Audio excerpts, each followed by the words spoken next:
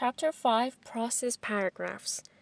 این درس تقریبا شبیه همون how to paragraphه، یعنی مراحل انجام یک کار یا فرایند، پروسه انجام اون کار هستش. پس اگر آماده اید بریم سراغ این درس.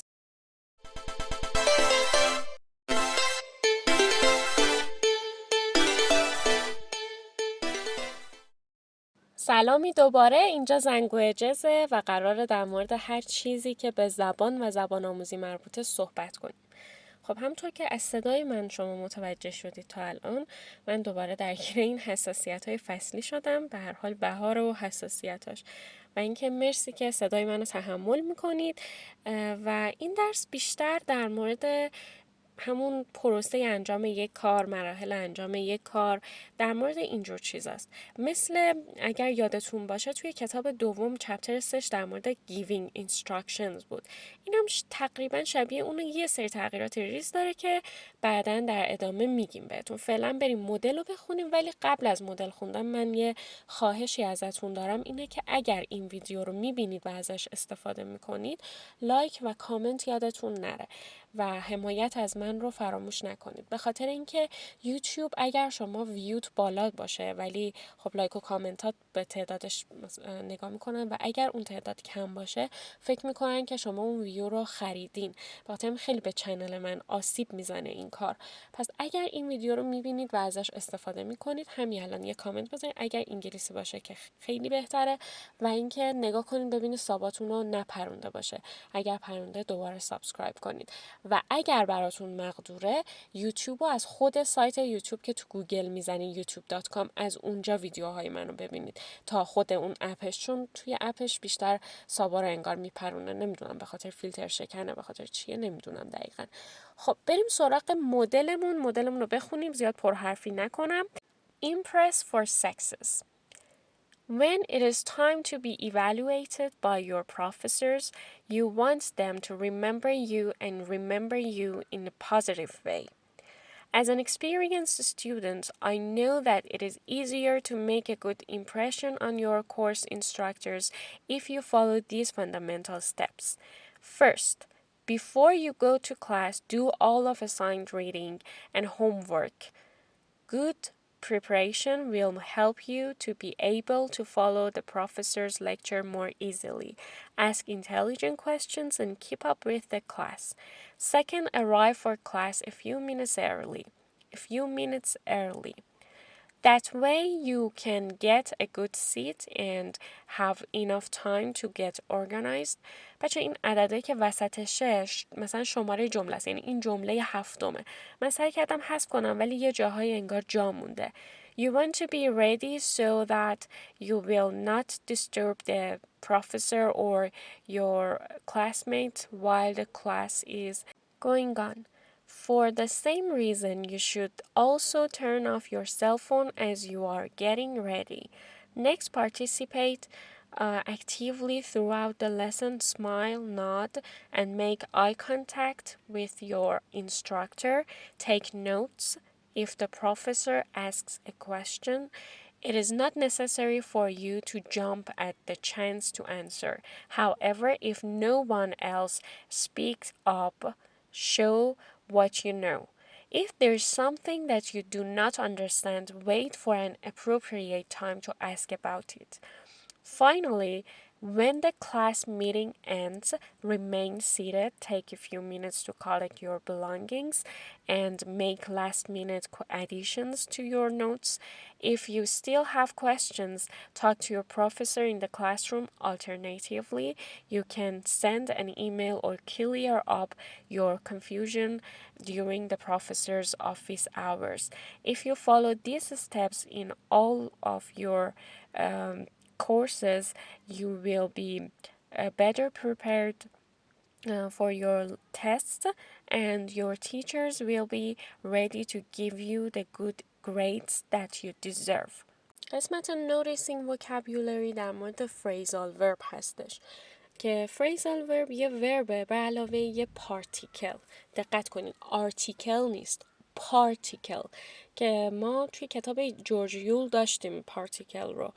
پارتیکل یه پرپوزیشن یا ادورب که میاد میچسبه به یه ورب و فریزال ورب رو تشکیل میده. حالا کتاب اومده 2 تا جدول برای ما گذاشته که نشون بده این مثلا حالا ورب و پارتیکل وقتی با هم ترکیب میشن یه معنای متفاوتی از خود اون فعل به وجود میاره. مثلا look میشه نگاه کردن، after میشه بعد. look after someone میشه مثلا مراقب کسی بودن. این مثلا مثالیه که خود کتاب اومده زده و توی این جدول اومده کامل براتون اون مثال هایی که حالا یه ذره مهمترن یه ذره کاربردی ترن رو براتون آورده که استفاده این فریزال ورب ها توی صحبتتون توی نوشتتون باعث میشه که نوشته یا همون صحبت کردنتون خیلی بیشتر شبیه نیتیو زبان ها بشه و خیلی حرفه‌ای تر به نظر بیاد. بریم سراغ جدول. clear up, explain or solve something. اینکه یه چیزی رو توضیح بدی، یه چیزی رو مثلا روشن کنی، شفاف سازیش کنی میشه clear up. going on میشه happening، یعنی یه چیزی که در حال اتفاق افتادن باشه going on. jump at که میشه eagerly accept the chance to do something. اینکه یهویی و خیلی شانسکی یه کاری رو مثلا قبول کنید. keep up, learn as fast or do as much as other people. که یعنی حالا مثلا یه کاری رو انجام بدین یا یه چیزی رو خیلی سریعتر از بقیه حالا یاد بگیرین یا انجامش بدین. speak up, say publicly what you think about something.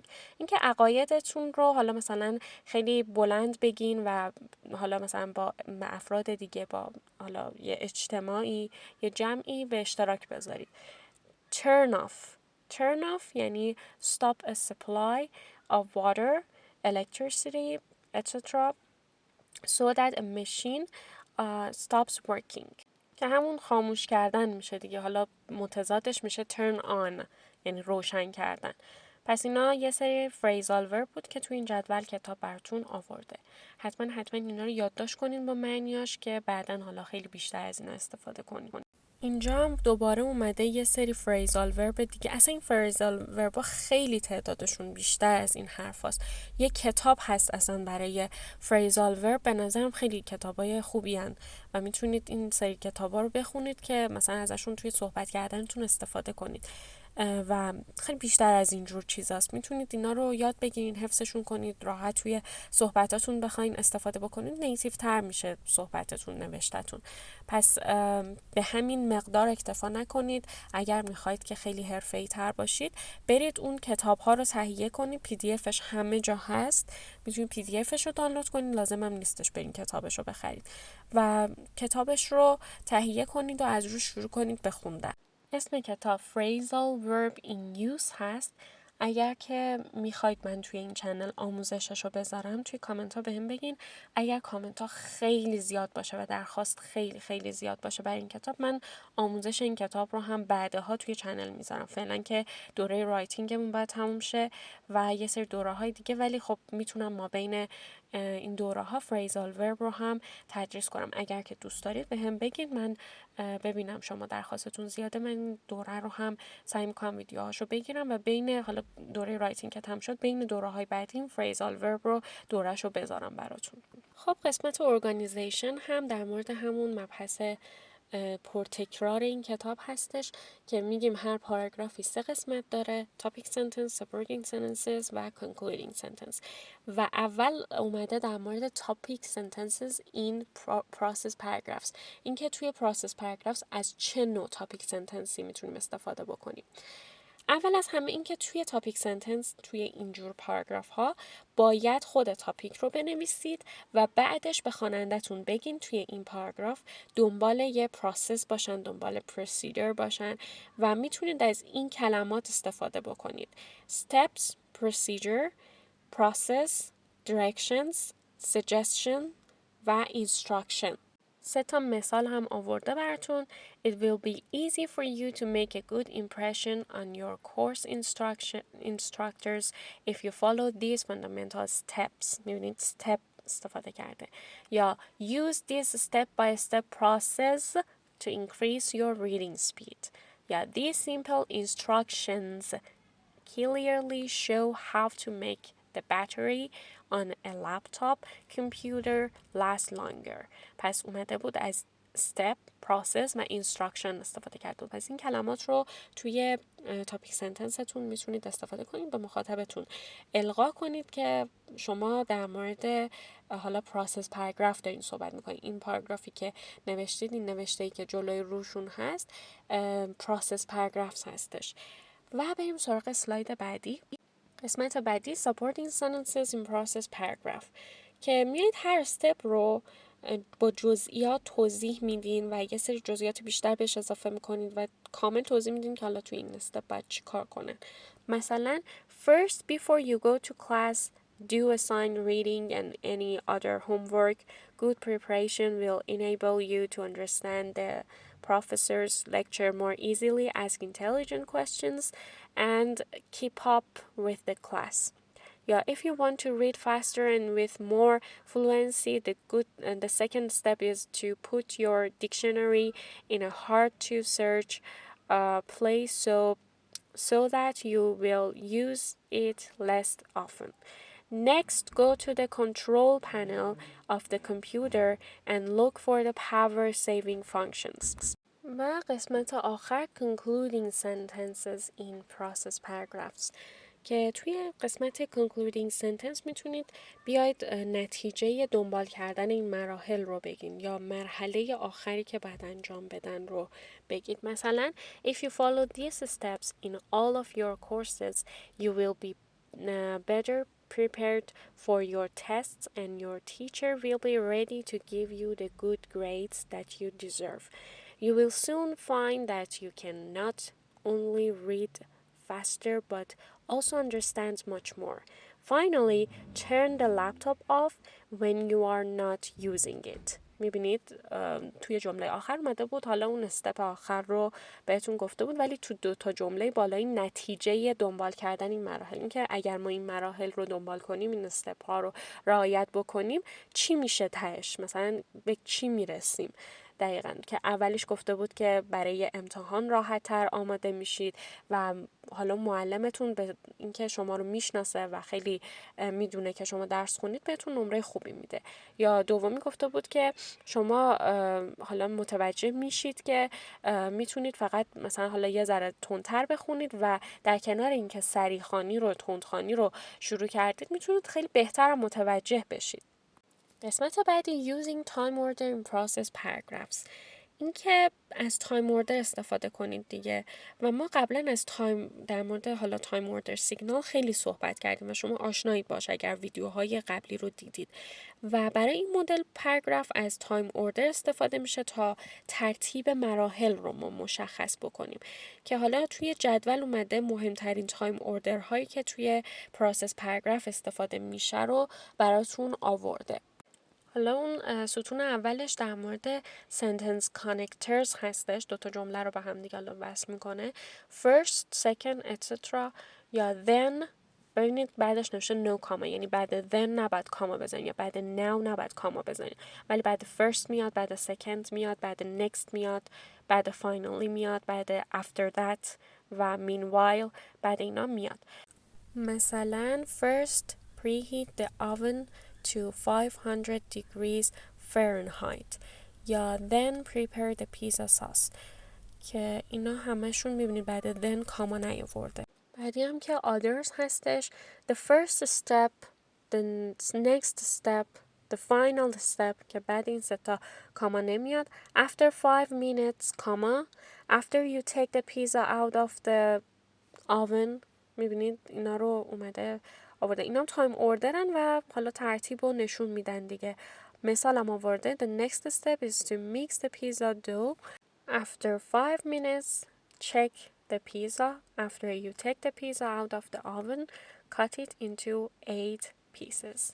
قسمت بعدی purpose. توی چپتر دوم ما خوندیم که هر نویسنده ای از نوشتن میتونه 3 تا هدف داشته باشه. یکی برای اطلاعات دادن یا آگاه ساختن مخاطب، برای قانع کردنش یا برای سرگرمی، که هدف پروسس پاراگرافز آگاه ساختنه. و میتونید جنبه مثبت دنبال کردن مراحل رو توی concluding sentence بگید که اگه مدلی که خوندیم رو توجه کرده باشین دقیقاً concluding sentenceش از این نوع بود. و نکته بعدی audience، اینکه همیشه به مخاطبتون توجه کنید، چه موقعی صحبت کردن چه موقعی نوشتن باید توجه کنید که مخاطبتون چی میخواد و حالا موقعی نوشتن پروسس پاراگراف باید یه موضوع رو انتخاب کنید که ممکنه یا احتمال میدین مخاطبتون نمیدونه و دوست داره که دربارش بدونه. و یه رایتینگ تیپ اینجا داره، اینکه توی پروسس پاراگراف باید از کامنت استفاده کنید که ما قبلا در مورد کامنت کامل صحبت کردیم. جملات امری هستن و با وجود اینکه سابجکت نیستن ما میدونیم منظورش تو شما. جملات امری رو که میدونیم مثلا این رو انجام بده، به جای اینکه این مثلا این مرحله رو انجام میدهد بگیم این مرحله رو انجام بده. پیتزا رو چک کن.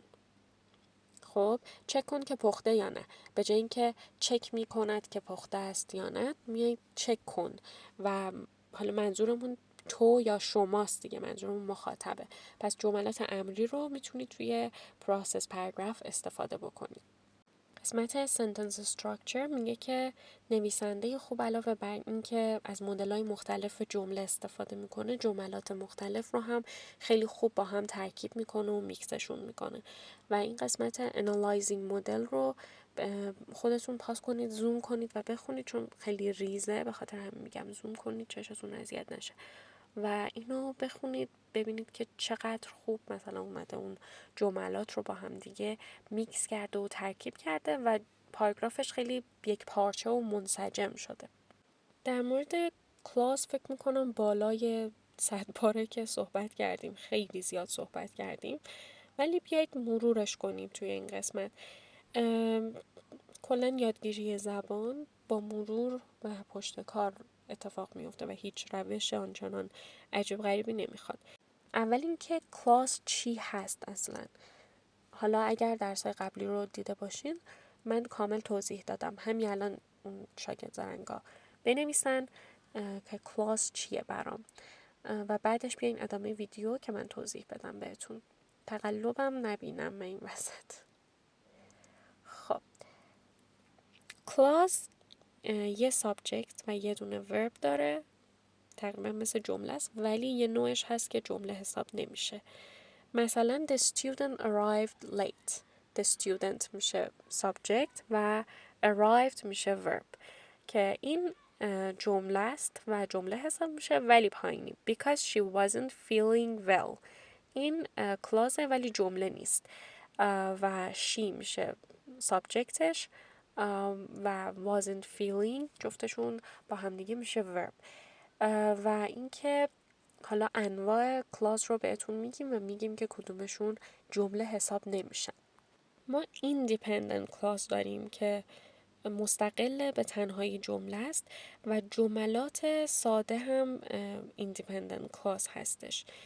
مثلا the professor provided his email address و یا اینکه compound sentence رو هم داریم که دو تا independent clause به هم دیگه میچسبن compound sentence رو میسازن. مثلا the professor provided his email address but some students did not write it down. و یه مدل هم dependent clause داریم که جمله حساب نمیشه با وجود اینکه یه subject و verb داره و کامل جمله نیستش، یعنی ناقص، جمله ناقصیه و باید بچسبه به یه independent clause. مثلا so that the students could send him their compositions یا because they were not paying attention. میرسیم به complex sentences. یه دونه independent clause میچسبه به یه dependent clause که jumle کامل تشکیل بده. The student arrived late because she wasn't feeling well. یا اینکه the professor gave the class his email address so that the student could send him their compositions. این نکته هم که بارها گفتیم اگر dependent clause اول بیاد باید بعدش کاما بیاد. مثلا the student had a problem because they did not write down their professor's email address که اینجا independent clause یعنی the students had a problem اول اومده پس کاما لازم نیست. ولی پایینی because they did not write down their professor's email address. شما منتظر ادامه دیگه، چون because اولش اومده جمله کاملی نیستش و clause dependent clause. پس چون dependent clause اول اومده یه کاما میذاریم. The student had a problem. Subordinators. اینکه dependent adverb clause با subordinating conjunction یا subordinator شروع میشه و ما انواع مختلفی از subordinator ها رو داریم که تو این جدول اومده براتون گذاشته. مثلا اولش time subordinators هستش که حالا time subordinator ها جواب سوال when هست، یعنی کی، چه موقع. after, as soon as, before, since, until, when, whenever, while. که حالا 2-3 تا جمله بخونیم. مثلا he goes to school after he finishes work. after he finish. when he goes to school مثلا اینجوری میتونیم بگیم، میگه after he finishes work. و یا اینکه it has been an hour since the test started. Since the test started. When you start college, you sometimes have to take a placement test. پس اینا همشون time subordinator هستن. Reason subordinator که جواب why هستش. As the number of scholarship is limited, it is important to submit your application as soon as possible. As, because و since جفتشون یعنی ستاشون reason subordinator هستن و جواب سوال why هستش. I did well on my exam because I studied hard. و since رو دیدیم هم time subordinator هم reason subordinator، از هم همینطور، هم time هم reason. purpose subordinator. purpose subordinator میاد دلیل یا هدف یه اتفاق یا عمل رو میگه. مثلا so that I studied hard so that I would do well on the exam. و condition subordinator که وضعیت یه چیزی که میتونه مثلا اتفاق بیفته میاد وضعیتش رو میگه. مثلا if یا unless. If your professor gives a list of class rules, you must be sure to follow them. Do not use a dictionary in class unless your professor allows you to do so. و رسیدیم به قسمت آخر. پیورایت رو من 2 تا ای گذاشتم، اشتباهه. پیورایت یه دونه ای داره بعد آر، حواستون جمع کنید. Purewrite to get idea, organize your idea, write the first draft, revise and edit the draft و write a new draft. بر اساس این مراحل شما بیاین یه دونه پروسس پاراگراف بنویسین و کلا ویدیو رو از اول ببینید کامل، ببینید که چه نکاتی داره و اینا. بر اساس این نکات و این مراحل بیاین یه پروسس پاراگراف بنویسید و حالا به عنوان نمونه بر خودتون نگه دارید. موقع مرور خیلی بهتون کمک میکنه. و اینکه مرسی از حمایت هاتون. بازم میگم حمایت یادتون نره و تا ویدیوی بعدی خدافظ.